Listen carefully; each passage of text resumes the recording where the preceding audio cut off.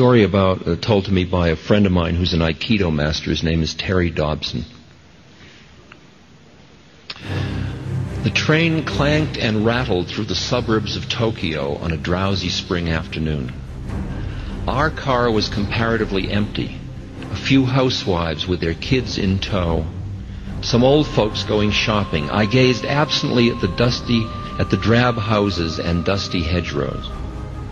At one station, the doors opened, and suddenly the afternoon quiet was shattered by a man bellowing violent, incomprehensible curses. The man staggered into our car. He wore laborer's clothing, and he was big, drunk, and dirty. Screaming, he swung at a woman holding a baby. The blow sent her spinning into the laps of an elderly couple. It was a miracle that the baby was unharmed. Terrified, the couple jumped up and scrambled towards the other end of the car. The laborer aimed a kick at the retreating back of the old woman, but missed as she scuttled to safety. This so enraged the drunk that he grabbed the metal pole in the center of the car and tried to wrench it out of its stanchion. I could see that one of his hands was cut and bleeding. The train lurched ahead, the passengers frozen with fear. I stood up. I was young then, some 20 years ago, and in pretty good shape. I had been putting in a solid 8 hours of Aikido training nearly every day for the past 3 years. I liked to throw and grapple. I thought I was tough. The trouble was, my martial skill was untested in actual combat. As students of Aikido, we were not allowed to fight. Aikido, my teacher had said again and again, is the art of reconciliation. Whoever has the mind to fight has broken his connection with the universe. If you try to dominate people, you're already defeated. We study how to resolve conflict, not how to start it. I listened to his words. I tried hard. I even crossed the street to avoid the pinball punks who lounged around the train station. My forbearance exalted me. I felt both tough and holy. In my heart, however, I wanted an absolutely legitimate opportunity whereby I might save the innocent by destroying the guilty. This is it, I said to myself as I got to my feet. People are in danger. If I don't do something fast, somebody will probably get hurt. Seeing me stand up, the drunk recognized the chance to focus his rage. Aha! He roared. A foreigner! You need a lesson in Japanese manners. I held on lightly to the commuter strap overhead and gave him a slow look of disgust and dismissal. I planned to take this turkey apart, but he had to make the first move. I wanted him mad, so I pursed my lips and blew him an insolent kiss. All right, he hollered.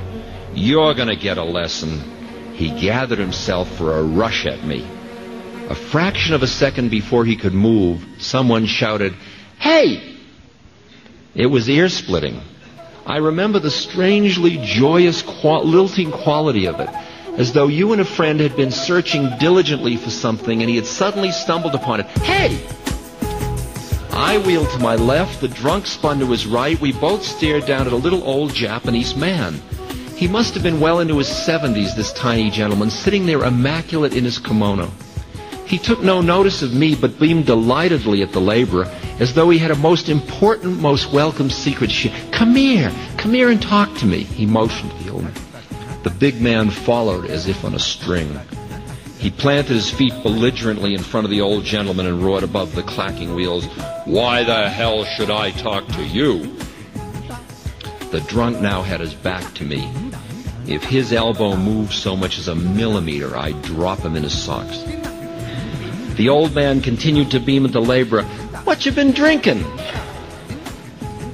He asked, his eyes sparkling with interest. "I've been drinking sake, and it's none of your business." Flecks of spittle spattered the old man. "Oh, that's wonderful," the old man said. "Absolutely wonderful. You see, I love sake too. Every evening, me and my wife, she's 76, you know, we take our bottle of warm sake and we go out and sit on the wooden bench. We watch to see how our persimmon tree is doing. My grandfather planted that tree. We've been very concerned after those ice storms we had last winter. But you know, it's done better than we expected, especially when you consider the poor quality of the soil. And we take our sake even when it rains." He looked up at the laborer, his eyes twinkling. As he struggled to follow the old man's conversation, the drunk's face began to soften. His fist slowly unclenched. "Yeah," he said, "I love persimmons too." His voice trailed off. "Yes," said the old man, smiling, "and I'm sure you have a wonderful wife." "No," replied the laborer. "My wife died." Very gently, swaying with the motion of the train, the big man began to sob. "I don't got no wife. I don't got no home. I don't got no job. I'm so ashamed of myself." Tears rolled down his cheeks. A spasm of despair rippled through his body. Now it was my turn. Standing there in my well-scrubbed youthful innocence, my make this world safe for democracy righteousness, I suddenly felt dirtier than he was. Then the train arrived at my stop. As the door opened, I heard the old man cluck sympathetically. My, he said, "that is a difficult predicament indeed. Sit down here and tell me about it." I turned my head for one last look. The laborer was sprawled on the seat, his head in the old man's lap.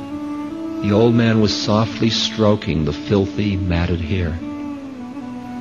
As the train pulled away, I sat down on a bench.